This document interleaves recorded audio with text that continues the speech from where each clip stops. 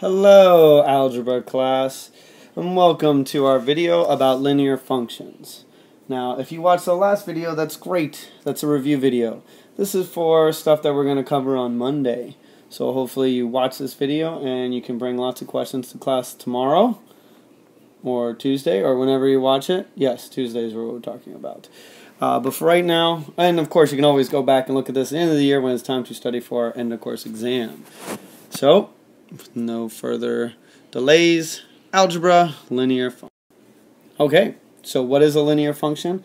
Well, it's an equation. It's an equation that when you graph it, it makes a line. Get it? Line and linear.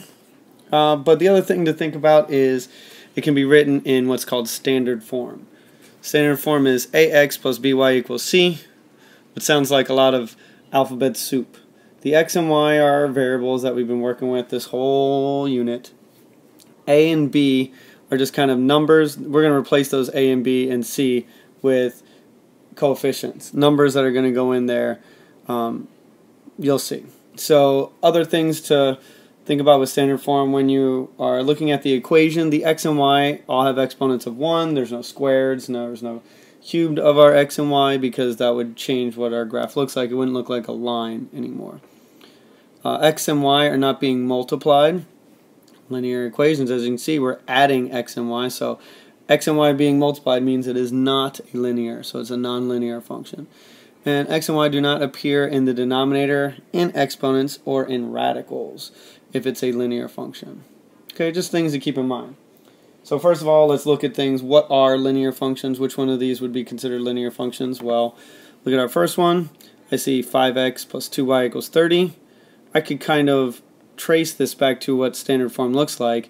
A would equal 5, B would equal 2, and C is equal to 30. So if I can write it in this format with essentially just x and y on the same side of the equation, then it is a linear equation. None of these rules are being violated, so this would be a yes for linear. Linear. Okay. What about the second one? Well, it's not in this format, but I guess, can we get it in that format? The answer to that is yes, we can. So, remember what I said. To get this into standard form, you really want to get the x and the y on the same side of the equation. Y is already over here on its own. Then you have negative 10 over here. So let's bring this over there. And we're going to do that by doing the opposite. So 6x is positive. The opposite of that is going to be negative 6x. So we bring that over here. And we'd have negative 6x plus 4y equals negative 10. So this to me looks pretty good, like standard form. So we're going to say that that is also an example of a linear equation. It's funny, you hear different versions of what is actually standard form in years. Sometimes you have to try to eliminate the negative sign in front of the x, and if you had to do that, you would just divide everything by negative 1. It just depends. So let's look at this next one. xy is equal to 25. So x times y is equal to 25. Is this linear? Well, could we write that in ax plus by? Can we get the x and y to be added like this? Well, when they're just next to each other, that means they're being multiplied. So it's already violating that rule, so this I would say is non-linear. Oh, that's beautiful handwriting, Mr. Barnett. Yes, it is. I agree. Okay, so next example. Is this an example of a linear function? Well, see x and y, 42 over y. I don't know how I could get that. Maybe I could get the y up here so I can add and subtract, but let's look at our rules. X and y do not appear in the denominator. Y is in the denominator. So this breaks that rule. So this is an example of a non-linear function. Ooh, so let's look at this next one. It says 6x equals 24 to the y power. What did we just say in this rules? We're not allowed to have x and y as exponents here. So this final example is also non-linear. Now, you could also tell by the graph, if you look at a graph and it's a line, then it's linear. If it's But if it's a curve or something else, it would be nonlinear. But just based on the equations, go by these rules, look at these examples, and you'll see more as we practice working with them. Okay, so standard form, ax plus by equals c. Why do we even have it? Well, it's another way we can use to graph. It helps us find the intercepts. When I say the intercepts, I'm talking about the y-intercept, where the line is going to cross this y-axis, and the x-intercept, where the line is going to cross the x-axis. So looking at our first example, 5x plus 2y is equal to 10. We're going to do something, and to use standard form to find an intercept, we're going to do something that I call the cover-up method. Now, I'm putting a point on it, so I'm kind of calling it to your attention right now, but pretend you're covering your finger over that 2y. When you cover up the 2y, you're essentially substituting 0 for y, and 0 times 2 is 0. So covering it up, we have 5x equals 10. So let's look at that. 5x equals 10. Can we solve for what x would have to be? Well, sure we could. Divide both sides by 5. X is equal to 2. So that's good to know, because now we know our x-intercept is 2. So see, I'm going to put on this x-axis right here, I'm going to put a dot on 2. So that's good. We have an x-axis. That's still, it only gives me a point. How do I get a line from that? Well, let's go back to our, if we're going to try to find our y-axis, y-intercept, cover up the x. And when I cover this up, what I have left is 2y equals 10. Okay, so let's solve for y. I get y is equal to 5. So that means on our y-axis, we're going to go up 1, 2, 3, 4, 5, and put a point. So we have 2 points. And when we have 2 points, we can connect to make a line. We found the x-intercept and the y-intercept. Connect them. Oh, that's a perfectly straight line. I can tell. There you go.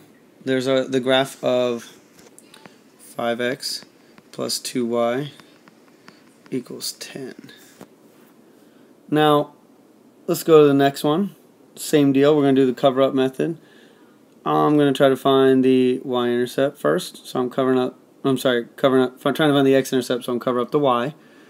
3x is equal to 12. That tells me that x must be 4, right? If you don't believe me, do the math. So on x, I'm going to go out here, point a point at 4. Somewhere around 4. And then we're going to do the cover-up method here. I want to find the y-intercept, so I'm going to cover up the x. Don't cover up that negative sign. I see that it is negative 4y equals 12.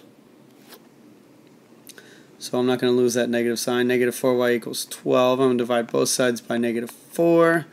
And I get y is equal to negative 3. Okay, so our y-intercept is down here at negative 3. So if I connect those, we have our graph. And so you did notice that the two of them, one of the lines, oh, that's beautiful handwriting. One of the lines has a positive slope because from left to right it goes up. This one has a line negative slope, from left to right it goes down. You notice that it depends on this sign, these signs of these numbers here. So if this is going to be negative, that's going to cause the other side to be negative 2, and that will give us a positive. So negative divided by negative is positive. Over here, if they're both positive, when you bring this guy over here, it's going to be negative, and that'll give us a negative slope. But we'll get into more practice with that in our next few slides. Oh my gosh, I'm losing money again. Caitlin and Mason stole $10 from my wallet. Jeez, guys, always stealing money from my wallet. I actually really don't even have that much money in my wallet to steal. And they don't want to get caught, so to hide the evidence, they must spend all their money with no change left over. They buy a $1 bag of Skittles or $5 boxes of Sour Patch Kids. Graph the possible combinations of candy they can buy. I know you guys have seen this problem before, but this is a perfect example for trying to graph with y-intercept and x-intercept. So let's try to turn this into an equation. We know that the total money that they stole is $10.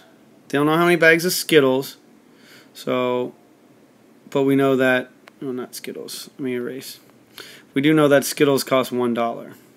But we don't know how many Skittles they're going to buy. So X we're going to call Skittles. I'm going to label that X-axis here.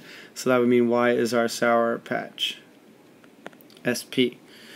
And we know that Sour Patch are equal to $2. So we can use this to figure out if they spent all their money on one thing or all their money on the other thing. You can find the X and Y intercepts. That's what the intercepts are, is when the one variable is 0. So say, for instance, we want to find the Y intercept. Cover up this X over here, cover up this up, and all we have is 2Y is equal to 10. That means the Y value must be 5. So I'm going to put a point here at 5. Okay, and that really is like if you spent all your money on Sour Patch, you would buy 5 boxes. Okay, then we'll look at the other. We're going to cover up this 2Y, so cross this out, and we'd have 1X is equal to 10. Then clearly, you bought 10 bags of Skittles. So spending all the money on Skittles, you can get 10. Spend all the money on Sour Patch, you can get 5. So we could get all the points in between, and I know it doesn't make sense to buy like half bags or whatever, so this is a different kind of data, but let's just pretend for right now that you can buy partial bags just for the sake of connecting these 2 points to make a line. Oh, horrible job, Mr. Barnett, but imagine that line correctly there. That's a little better. Correctly drawn through there. We have the line from intercepts using the cover-up method to find the different options that they could spend their money on once they steal from Mr. Barnett. But they shouldn't. They really shouldn't, because Mr. Barnett doesn't have a lot of money. Okay, so let's look at another kind of strange examples that you might also see here. And these are special kind of lines, because look at this one. Y is equal to -2. Well, what the heck? Where's our X? I don't know. But at least it tells you what the Y-intercept is, right? Y is equal to -2. So I'm going to put a point on -2 right here. And no matter what other point I try, let's say 1, the Y value is still going to equal -2. Or 2, it's going to still equal -2. Or 3, or any other number, the Y value is always going to equal -2. So this is an example of a horizontal line. When they give you the Y value, horizontal. By the way, the slope on this is actually 0. You could put it into y equals mx plus b format, and m would equal 0. So, flat line. Look at our second example, though. 4x is equal to 12. I'm going to divide both of those by 4 to get x by itself. But wait, where's my y? I have x is equal to 3. So, if x is equal to 3, I'm going to go over here and put a point at 3. And if y is 1, x is 3. If y is 2, x is 3, and so forth and so forth. So I can connect those points. And this would be x is equal to 3. Oh my gosh, this horrible handwriting. And this is y is equal to -2. And we have our different cases. So if they give you the x value, you know it's going to be a vertical line, which, by the way, in case you were paying attention, is not an example of a linear function, because we does not pass the vertical line test. This is a definitely cheating line over here. So vertical line, it is linear because it's just a line, but again, and this has no slope, or it is undefined slope like the letter N, or here this is 0 slope like the top of the Z. So these are the weird cases when you only have one variable. You know it's either going to be a horizontal or vertical line.